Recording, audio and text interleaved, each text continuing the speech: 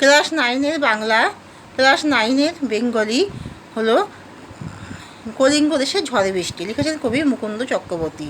তোমরা সবাই মন দিয়ে শোনো আর লেখো, সবাই লাইক অ্যান্ড সাবস্ক্রাইবটা দিয়ে দাও। কলিঙ্গ দেশের ঝড় বৃষ্টি লিখেছেন কবি মুকুন্দ চক্রবর্তী। কলিঙ্গ দেশে ভয়াবহ ঝড় বৃষ্টি হয়েছিল।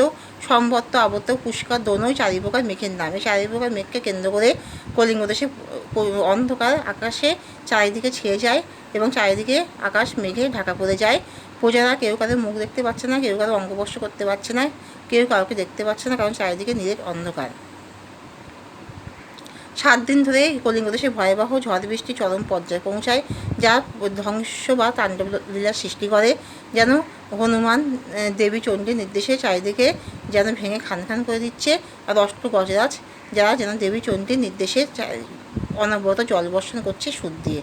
চারিদিকে ধ্বংসলীলার এক করুণ পরিণতির সৃষ্টি হয় এবং সবুজ শস্যক্ষেত্র ধুলায় ধূসরিত হয়ে যায়।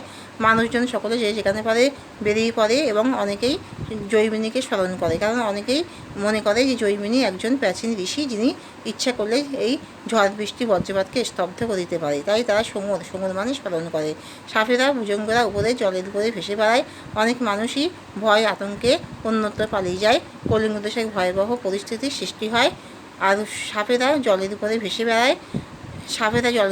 বেড়ায়, সমগ্র কলিঙ্গ দেশে এইভাবে দুর্যোগ আর প্রচণ্ড ঝড় বৃষ্টি তাণ্ডব লীলা চলতে থাকে। অন্ধকারে কেউ কারোর মুখ দেখতে পায় না। তাই কলিঙ্গ দেশের নামকরণটিও সার্থকতা লাভ করেছে।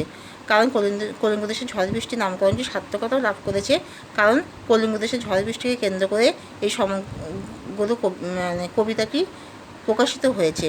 কলিঙ্গ দেশে প্রচণ্ড ঝড় বৃষ্টি হয় এবং চারি প্রকার মেঘের আগমনে সম্বত্ত, আবত্ত, পুষ্কর দোনো চারি প্রকার মেঘের আগমনে চারিদিকে প্রচণ্ড পরিমাণে অন্ধকার সৃষ্টি হয় এবং কলিঙ্গ দেশে ভয়াবহ ঝড় বৃষ্টি যে তাণ্ডব লীলা যার চরম আকারে পৌঁছায়, যার ফলে যে দুর্বিষহ অবস্থা সৃষ্টি হয়।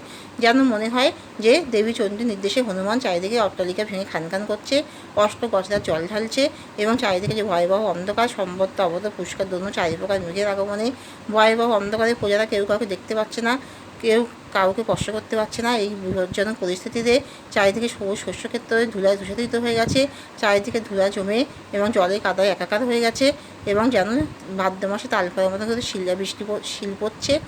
আর ঝড় বৃষ্টি তো লেগেই আছে। 7 দিন রবির কিরণ দেখা যায় না। ঘন অন্ধকারের ফলে প্রজাদের যে দুর্বিষহ জীবন কাটাতে হচ্ছে, প্রজারা অনেকে ভয়ে পালিয়ে যাচ্ছে। আর সব প্রজারা জৈমিনীকে স্মরণ করছে। তাদের মতে প্রাচীন ঋষি, তিনি একজন প্রাচীন ঋষি, যিনি ঝড় বৃষ্টির থেকে মুক্তি দিতে সক্ষম। তাই এই যে কলিঙ্গ দেশের যে বিশাল ঝড় বৃষ্টি যে চরম আকারে ভয়াবহ ধ্বংসলীলার সৃষ্টি করছে, তাই কলিঙ্গ দেশের ঝড় বৃষ্টির নামকরণটি সার্থকতা লাভ করেছে।